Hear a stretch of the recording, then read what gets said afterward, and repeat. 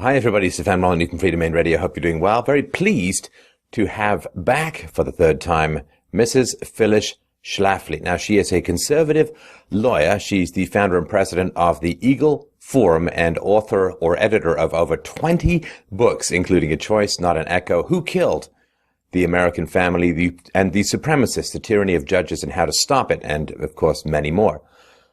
Her monthly newsletter called the Phyllis Schlafly Report is now in its 47th year. She is the hale and hearty age of 91 years old, and you can find more of her information and writing at eagleforum.org. One of my favorite stories about Phyllis Schlafly is that she wrote a lot about military and legal matters. She was criticized roundly and perhaps baselessly for not being a lawyer. So while the mother of 6 children, she just went out and became a lawyer. She also fought the leftist agenda in the pushback against the Equal Rights Amendment and virtually single-handedly killed that constitutional amendment. A really formidable and intelligent lady. I look forward to our conversation with Mrs. Phyllis Schlafly. So thanks so much for taking the time, Mrs. Schlafly. What does it mean for the conservative movement, the passing of Justice Scalia?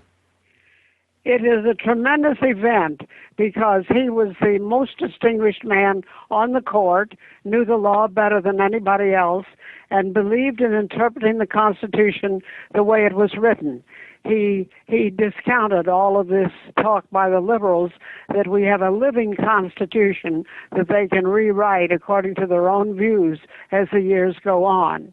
And it is a document of words, and it is what has enabled our country to have the best prosperity and the best freedom of any country in the world.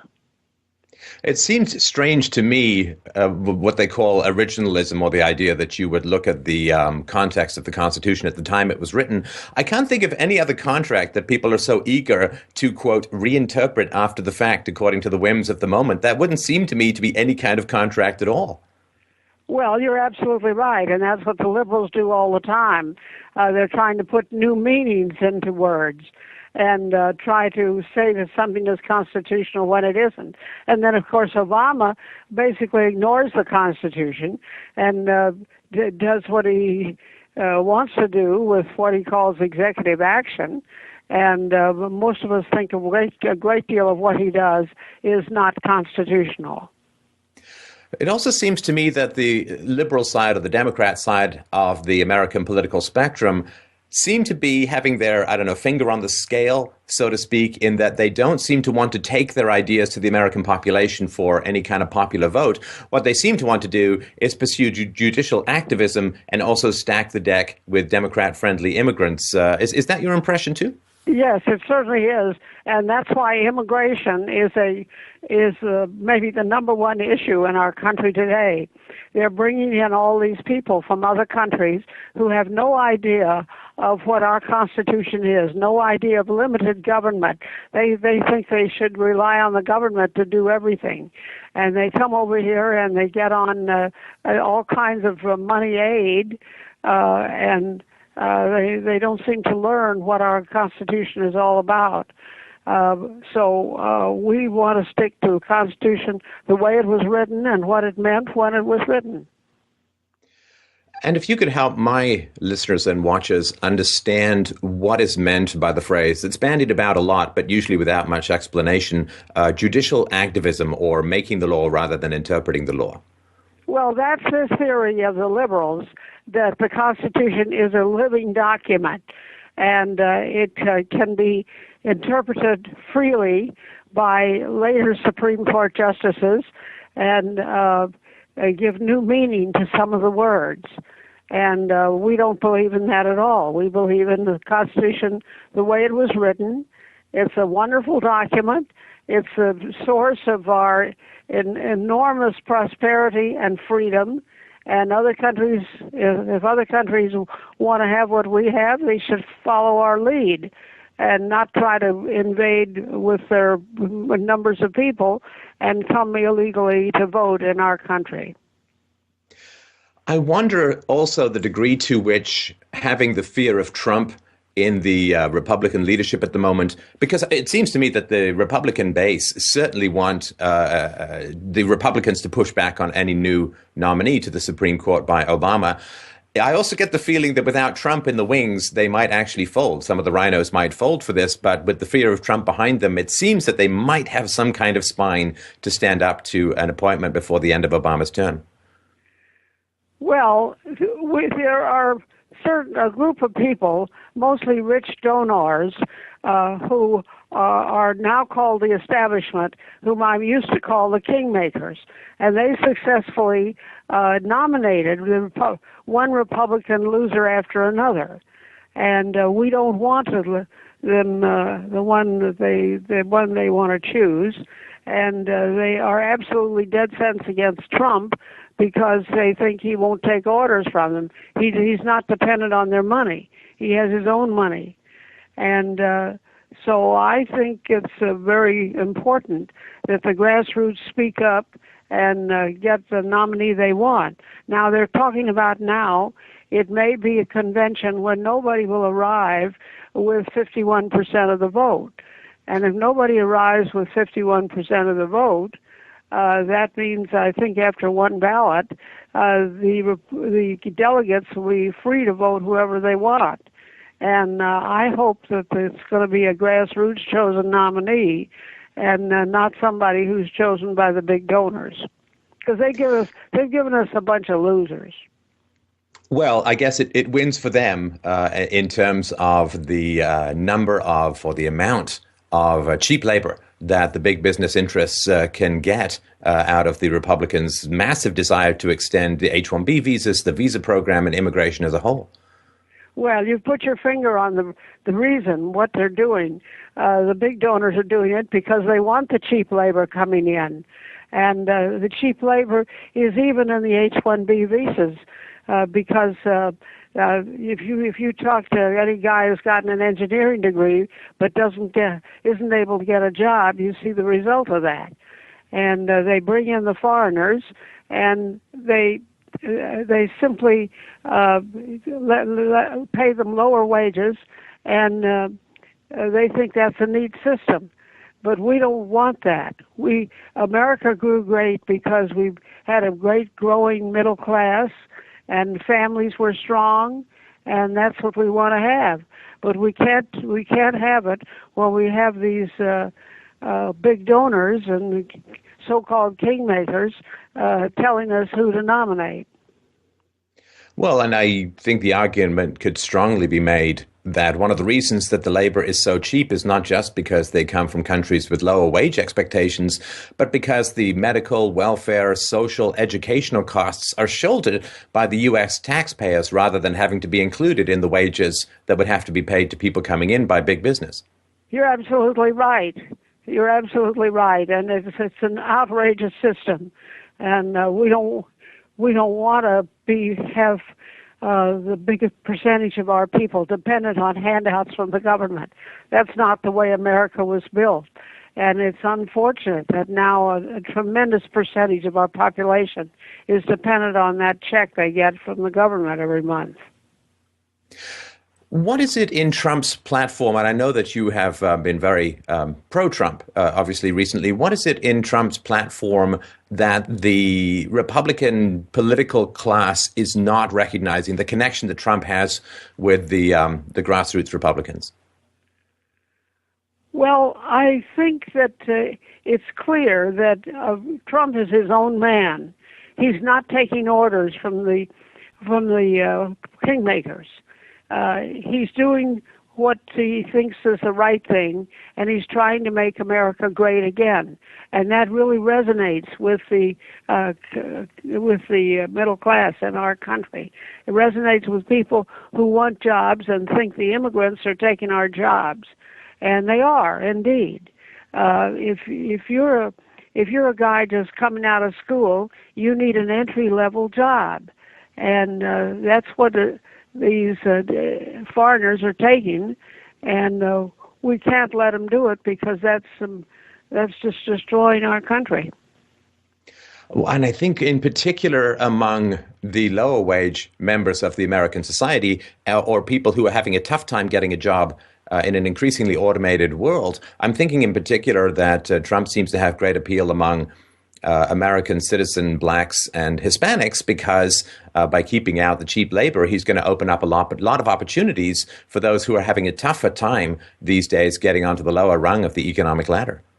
Yes, but don't forget that Trump said he's going to send the illegals back to where they came from.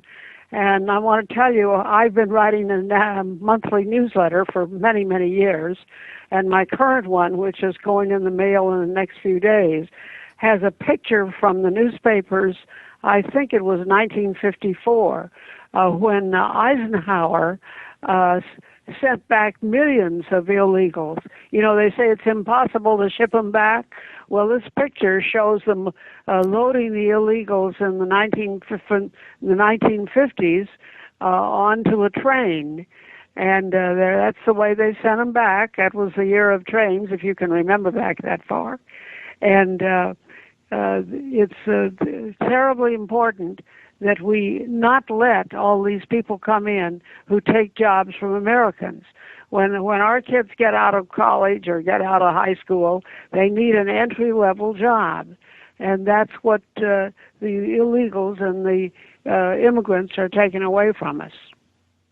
Well, and you've made the case recently that America since 1965 has taken, 59 million immigrants in, largely, of course, from non-European countries. And this has become what many people have grown up with. I was born in 1966, so this is kind of what I grew up with, was mass third world immigration into Western countries. But prior to that, it very much wasn't the case for at least a half century, and even before that. I wonder if you could help people understand what it was like before Kennedy's bill of 65.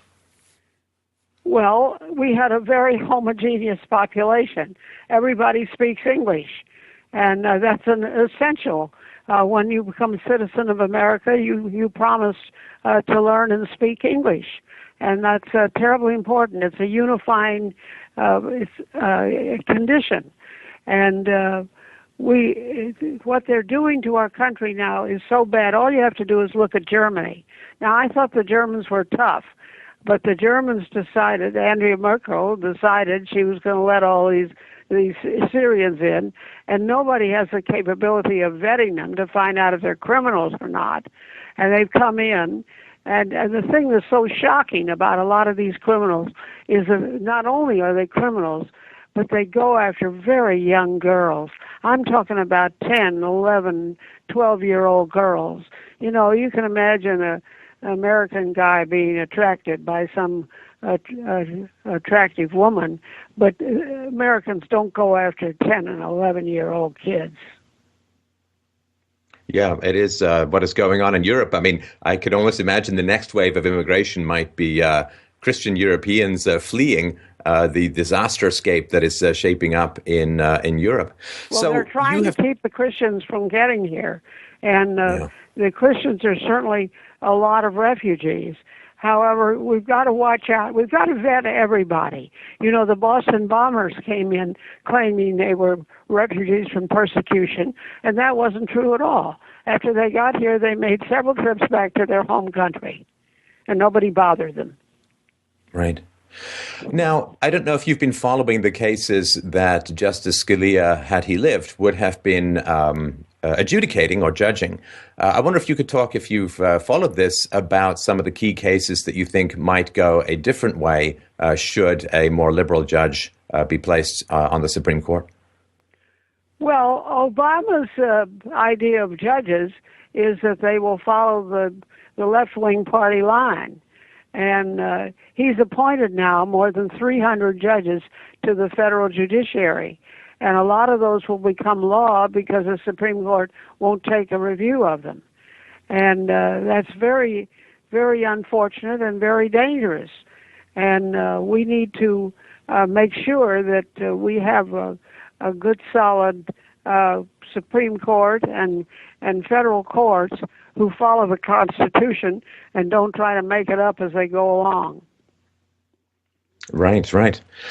And when you talk about the kingmakers, most people, of course, when they follow U.S. politics, they see the candidates, but they don't see the party machinery, sort of the wizard behind the curtain. And I know that you first wrote about the kingmakers way back in 1964 in A Choice, Not an Echo.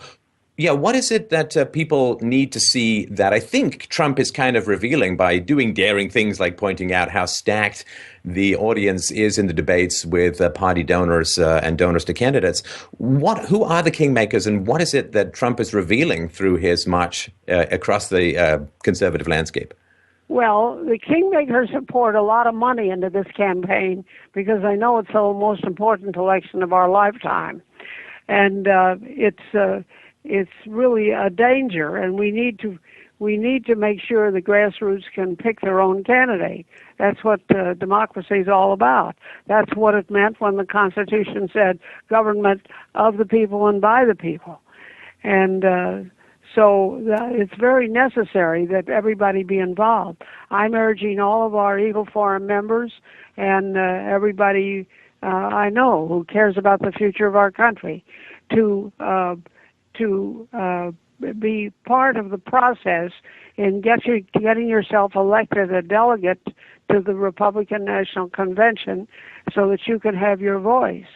They all think now, all the speculation is it's going to be a wide open convention when nobody will arrive with 51% of the vote. And I don't know, I'm not a predictor.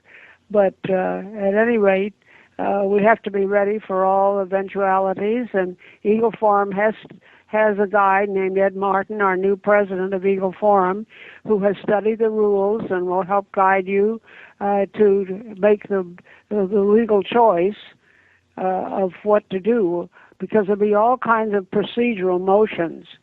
I can remember the convention when one key vote was in the Credentials Committee, and they got the governor of California, who had the largest delegation, to throw his entire delegation's vote to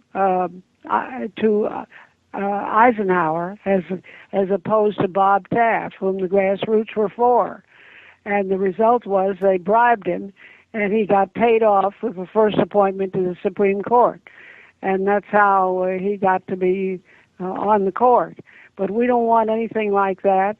We want the people, the grassroots, to pick the candidate they want, and they do not want one who is beholden to the kingmakers. And you've talked, I think, about the danger of the Paul Ryan-Marco Rubio combination should Marco Rubio ascend to the presidency. What do you find particularly dangerous about that duo with regards to immigration in particular? Well, I was the first one to endorse Marco Rubio. I flew down to Florida to stand with him and endorse him when he ran for the Senate. But he has betrayed most of what I thought I was voting for. And there's no question about that. And he signed up with that Gang of Eight, which was calling for amnesty for anybody who wanted to come in. And so I'm so disappointed in Marco Rubio because I think he betrayed everything that I stuck my neck out and voted for when he was first running for the Senate. And I think we have to elect somebody who's a definite voice of the grassroots, and that's what I think about Trump, and also about Cruz. And we want to make sure that somebody who's the voice of the people is nominated for president, because I'm hoping that the country will not elect Hillary Clinton or Bernie Sanders, that they will elect a Republican candidate. And I can't for the life of me, I had sort of drifted away from the political process just because it seemed so preordained. I guess I had sort of sensed the whiff of the kingmakers behind the throne. But Trump has sort of drawn me back into re-engaging and being reinterested in the American political process. And I think, Mrs. Schlafly, I literally cannot think of a precedent in American history where somebody with this kind of name recognition, with this kind of experience and expertise and star power and recognizability and wealth to be able to self-fund as well as the commitment to do so. Am I missing something? Has this happened before in American politics in even as close a scale as Donald Trump? Well, no, I think Trump is a guy of his own making, and I don't think there's ever been everybody just like him. However, I will remind you that when I worked for Ronald Reagan, before he was finally nominated in 1980, he went through a lot of